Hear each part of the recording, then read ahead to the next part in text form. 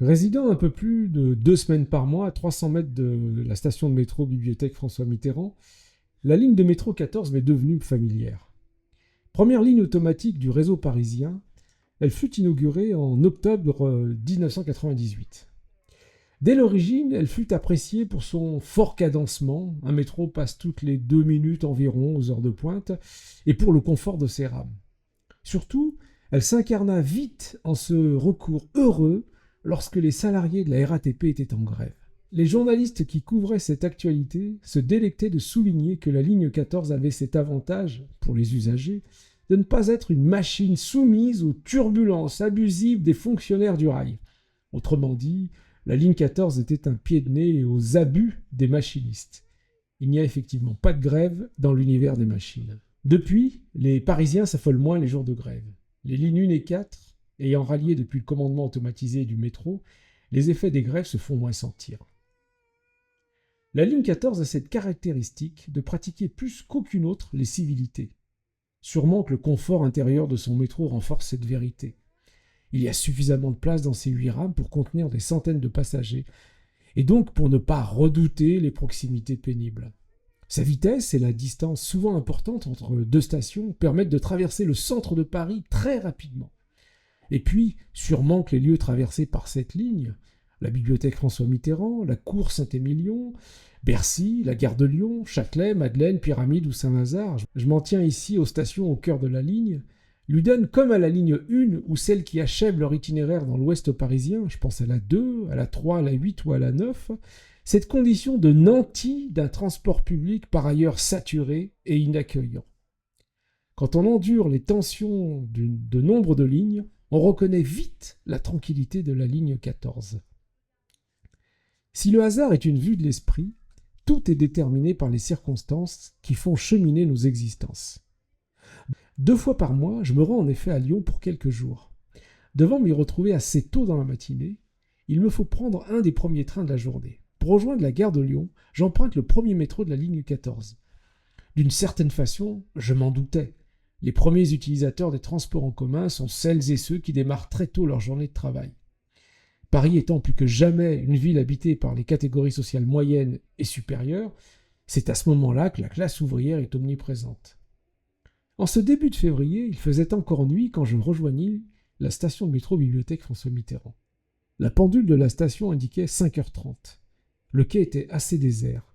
2 femmes traînaient, elles aussi, une valise. Le métro déboula au décompte horaire affiché. Je me glissai à l'intérieur et là, je fus totalement surpris. Les immigrés d'Afrique subsaharienne étaient majoritaires dans la rame, les Arabes venant juste après dans ce décompte physionomiste, je le concède à vue d'œil. Un calme absolu régnait. Quelques hommes avaient le regard fixé sur leur smartphone, d'autres gardaient les yeux fermés. Somnolaient-ils? Et il y avait ceux qui avaient les yeux ouverts, mais dont l'attention me semblait ailleurs. Je suppose que la répétition invariable d'une existence abrutissante oblige à tout faire pour neutraliser cette horrible vérité. Leur vie ne sera que cela, une épreuve, des contraintes.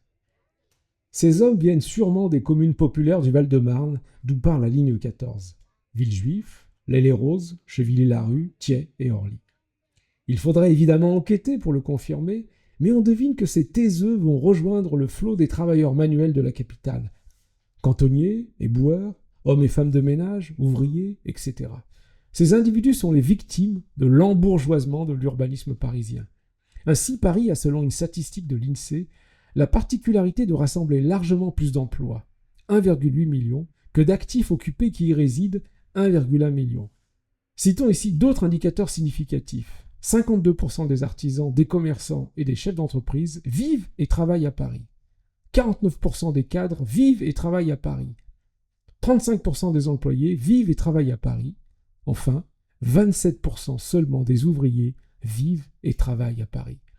Il est clair que ces taux, qui traduisent une globalité, expriment imparfaitement la réalité sociale des voyageurs matinaux de la ligne 14.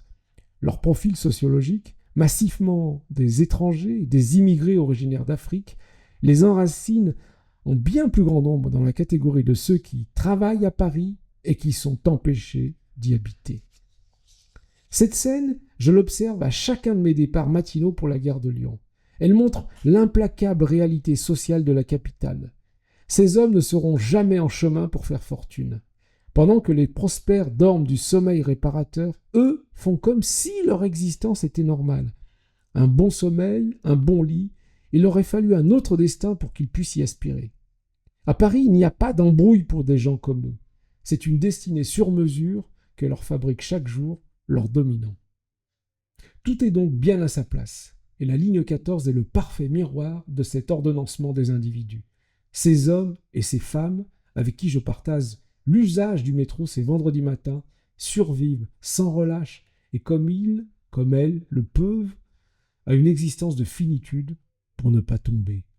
Il y a un principe qui est au cœur de leur existence, croire en la pérennité de leur mauvais sort parisien pour ne pas s'illusionner dans cette divagation que la roue de la malchance pourrait un jour tourner dans un sens plus juste pour eux. 2 heures plus tard, le naturel de la ligne 14 reprend ses droits. Ces petites gens sont redevenus socialement invisibles. Des étudiants, des cadres, des actifs non salariés, des touristes, tout le fond de la capitale est là, dans cette ligne 14. C'est l'heure où elle lâche dans ses stations centrales la gare Saint-Lazare, la place de la Madeleine, le Châtelet, la gare de Lyon, le secteur de Bercy, la Bibliothèque nationale, le sang de l'économie française tertiaire.